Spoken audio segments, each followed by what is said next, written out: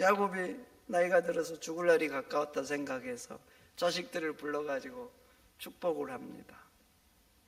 그런데요, 어떤 자식에게는 차고 넘치는 축복을 하는데 어떤 자식에게는요, 축복을 하는데 꼭 축복이 아닌 것 같아요. 더 받는 사람들이 있는 거예요. 더 받는. 여러분, 오늘 본문의 28절에 그러잖아요. 분량대로 축복했다고. 분량대로. 여러분, 우리 인생이 그런 거예요. 은혜로 살잖아요. 은혜로. 그런데 은혜 가운데 살지만 더 받는 사람이 있어요. 더 주시는 사람이 있는 거예요. 그러면 더 받으려면 어떻게 해야 되는가? 받을 그릇을 준비해야 될 줄 믿습니다. 네, 그릇을 준비해야 돼요. 하나님께서 우리 인생에 주신 첫 번째 법칙이에요. 그릇을 준비해야 되는 거예요. 땀을 흘리고 노력해서 내가 그릇을 준비하면 하나님은 그 그릇에 복을 담아 주십니다. 그냥 주시는 게 아니에요. 누구나에게 더 주시는 게 아니라니까요. 땀을 흘리고 노력해서 내가 그릇을 만든 만큼 크게 만들면 크게, 적게 만들면 적게, 그 그릇에 담아서 주시는 거예요. 어릴 때 고향에요, 그 시골 마을에 샘이 있었어요. 마을 샘. 여러분 동네에도 있었죠? 없었나요? 네, 대개는 있죠. 옛날 그 시골 마을들. 뭐 집에 샘 있는 집은 특별한 집이에요. 그래서 뭐 거의 모든 마을 주민들이 그 샘에서 물을 길러다 먹었어요. 샘에 맑은 물이 펑펑 나잖아요. 그렇지만 여러분, 그 샘물을 길러가려면 뭘 준비해 와야 돼요? 뭘 준비해 와야 되냐고요. 그릇을 준비해 와야 되는 거 아닙니까? 그릇. 아무리 샘물이 펑펑 나도 그릇을 준비해 와야 되는 거예요. 내가 큰 그릇을 준비하면 그만큼 물을 떠가고, 작은 그릇 가져오면 작은 만큼 떠가는 거예요. 그릇을 준비하지 않았으면 어떻게 해야 돼요? 그냥 마시고만 가야지 뭐. 하나님이 우리에게 주실 때도 그렇다는 겁니다.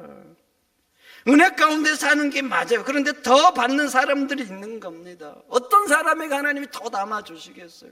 내가 땀 흘리고 노력해서 그릇을 만들어야 돼요. 만들어야 그 그릇에 하나님이 더 주시는 것입니다. 그런데 나는 그릇을 만들지 않아요. 내가 만든 것은 종되기만 해요. 그럼 어쩔 수 없는 거 아니에요? 하나님이 능력이 없어서, 주기 싫어서가 아닌 거예요. 하나님 우리 인생에 주신 첫 번째 법칙, 준비한 그릇만큼 주시는 거예요. 거기에 담아주시는 거예요. 그러니까 성도 여러분, 더 받고 싶으면 땀 흘리고 노력해서 받을 만한 그릇을 준비하시기를 축원드립니다. 두 번째 법칙이 뭐예요? 하나님이 주고 싶은 사람이 돼야 된다는 겁니다. 여러분, 살다 보면 더 주고 싶은 사람 있죠? 안 그런가요? 더 챙기고 싶은 사람 있어요. 저만 그러냐고요? 안 그렇잖아요. 똑같은 친구에도 어쩐지 더 보고 싶고, 더 챙기고 싶고, 더 만나고 싶고, 이런 사람들이 있는 거죠. 야곱은 부모예요, 부모. 근데 자식에게도 그래요. 자식에게도. 그래서 오늘 본문에 나온 유다 봐보세요. 다른 자식들하고는 비교도 할 수 없이 축복을 해줍니다. 첫 번째 축복이 뭐예요? 너는 형제들의 찬송이 될지라는 거예요. 찬송이. 자랑이 된다는 거예요. 자랑이.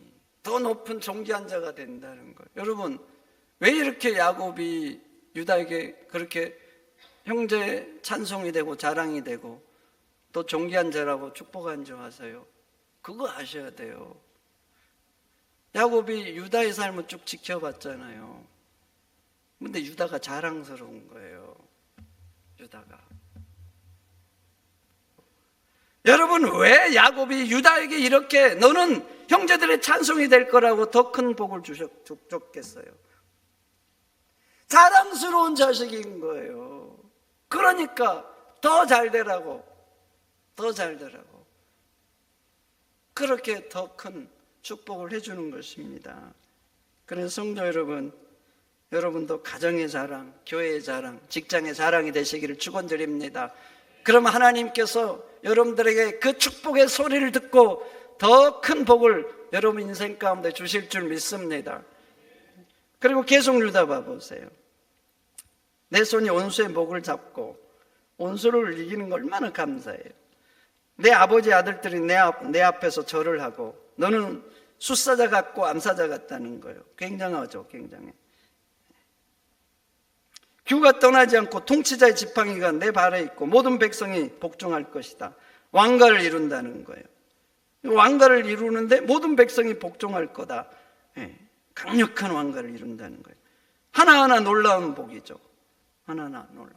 그래서 유다 족속이 지파가 유다의 왕가를 이룬 거예요. 그래 유대 왕조라 그래요. 유대 왕조. 다윗 왕이 그 유다 족속이고 그 후손들이 쭉 왕을 해갔잖아요.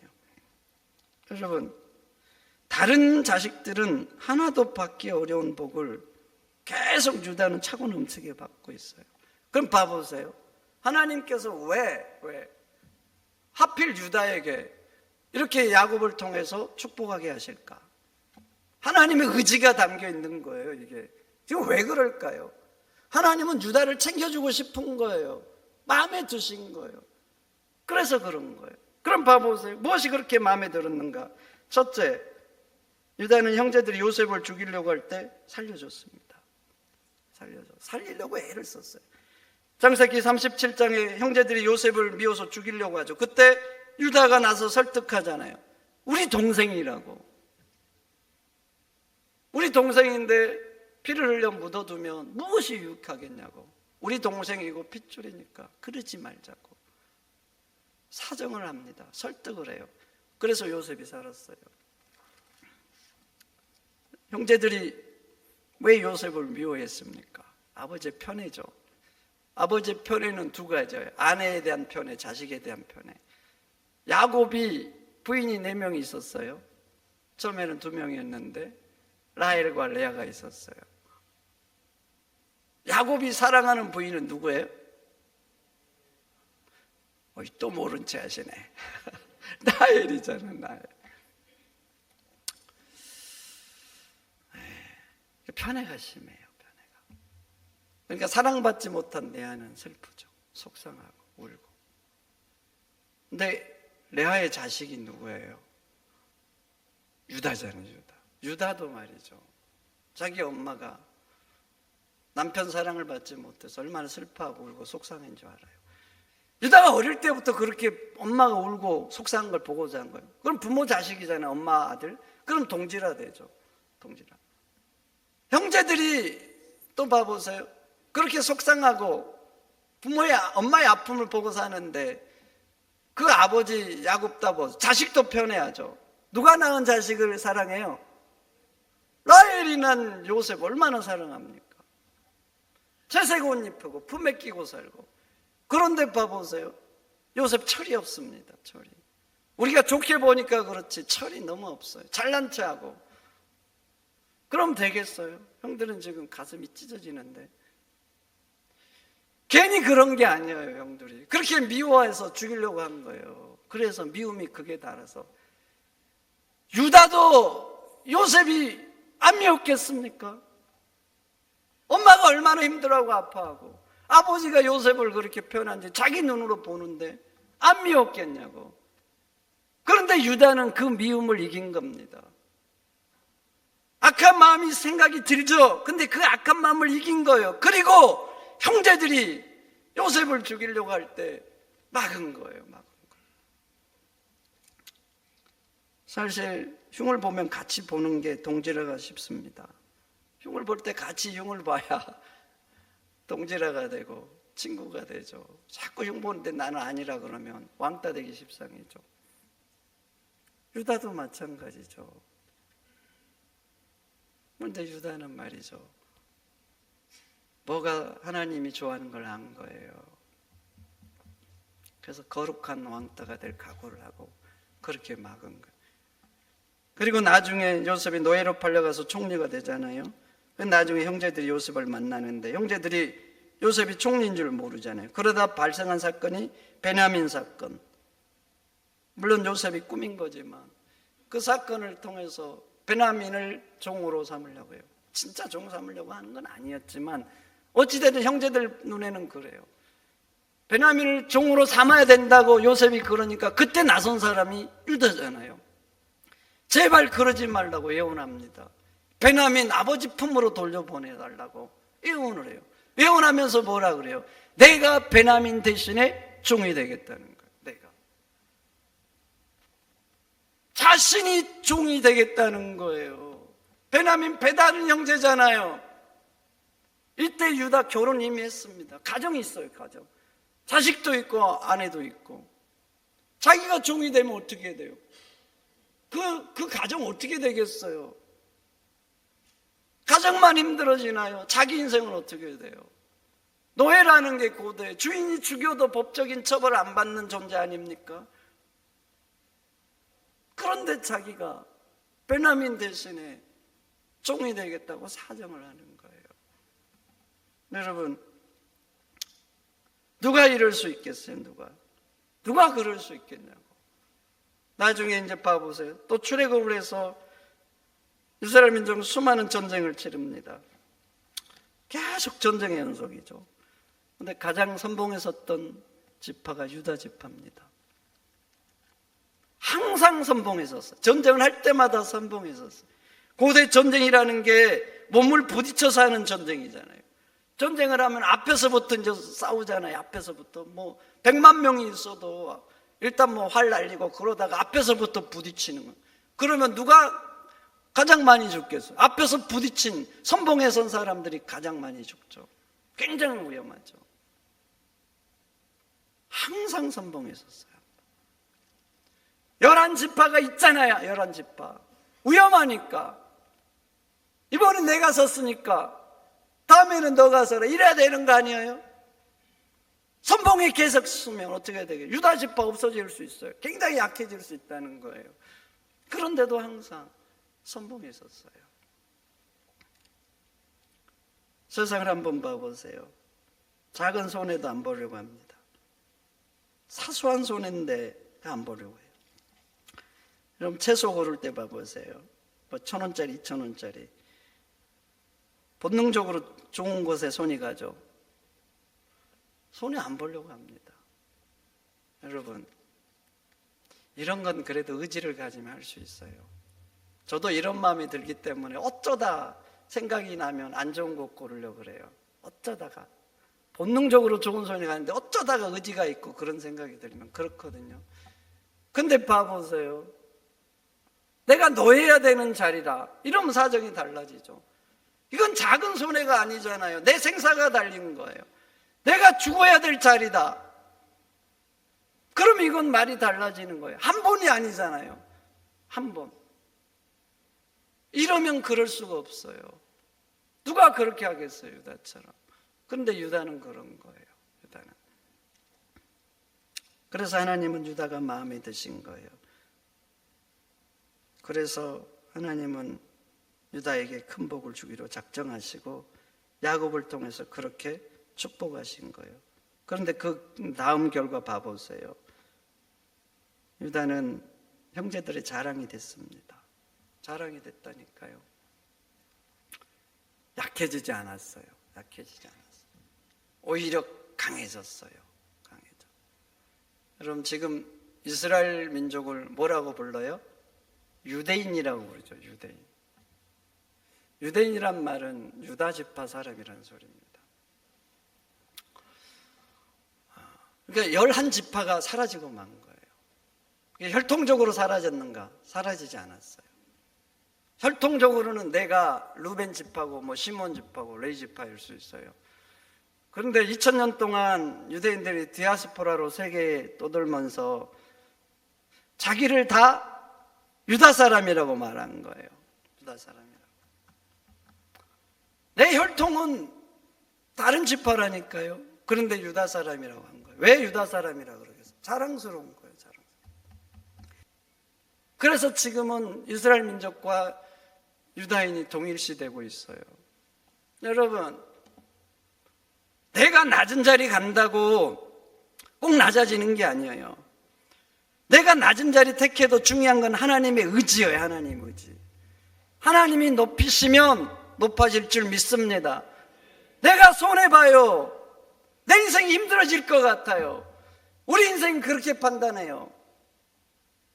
그런데 중요한 건 말이죠, 내가 손해가는 그 자리, 이것도 중요할 수 있어요. 좋은 자리가 나쁜 자리. 근데 더 중요한 건 하나님의 의지라니까요.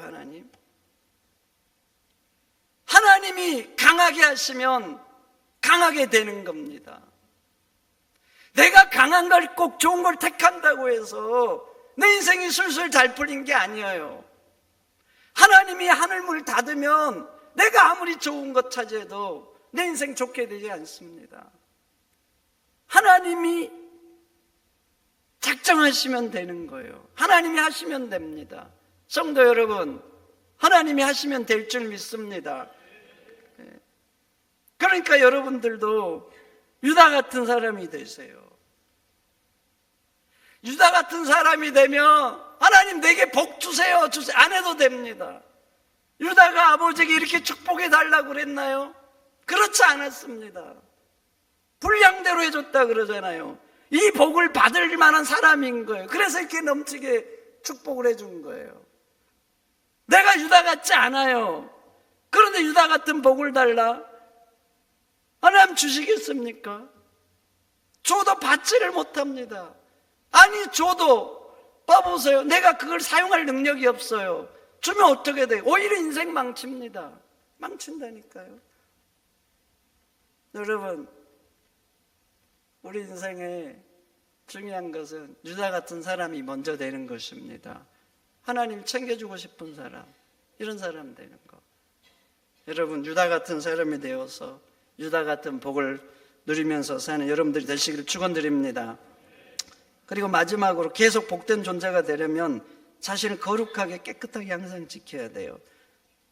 무엇을 담아서 받으려면 그릇이 커야 돼요.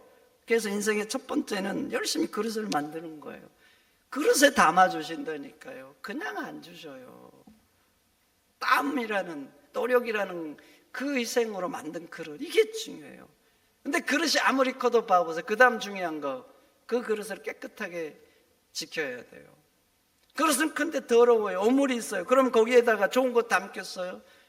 여러분, 집에서 다 이렇게 음식 만들고 그러잖아요. 오물 묻어있고 더럽고 뭐 이런 거 묻어있는데 거기에다가 국을 담겠어요? 뭐 반찬을 담겠어요? 아무리 커도, 금그릇이어도 그 다음 중요한 건 깨끗한 그릇이어야 됩니다.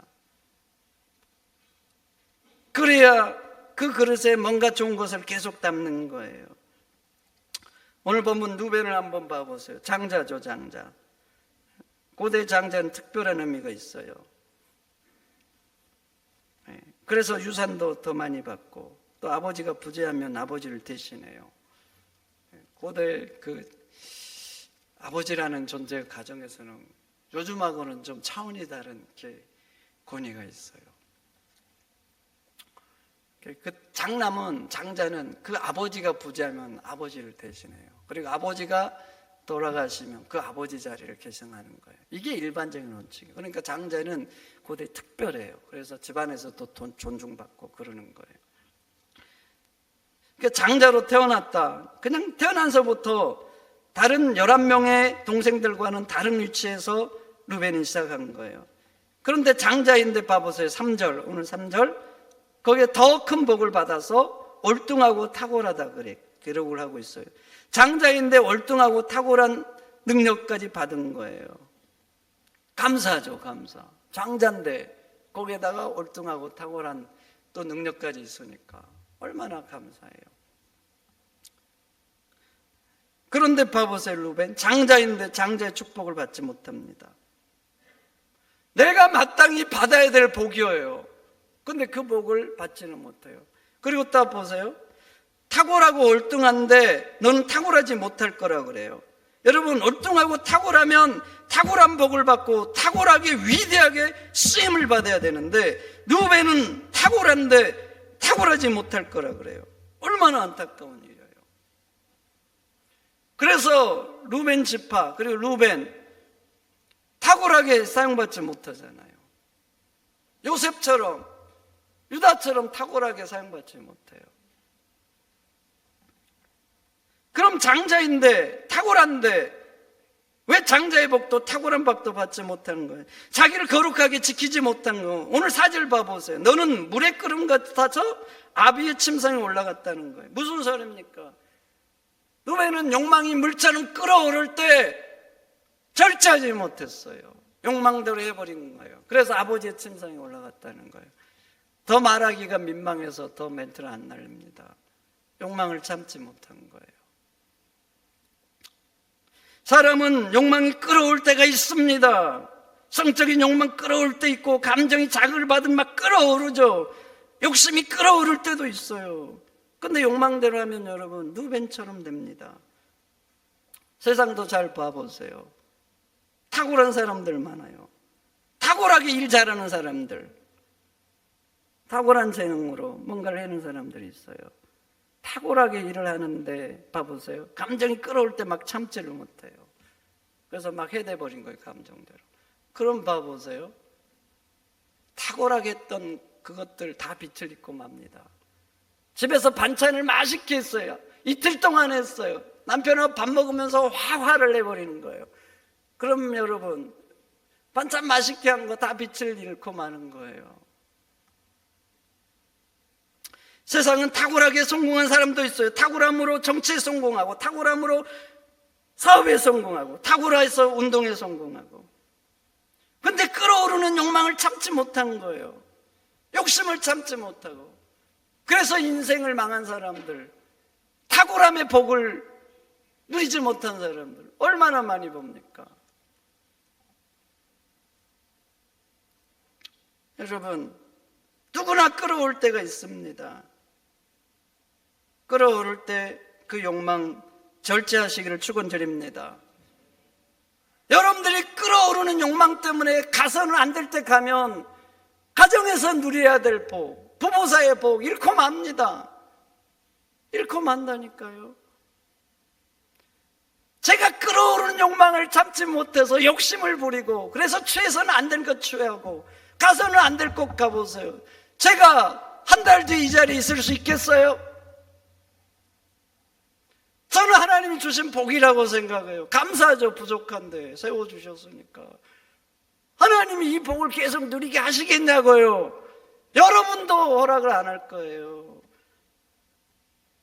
제가 아무리 탁월하게 설교를 해도 그 복 잃고 맙니다.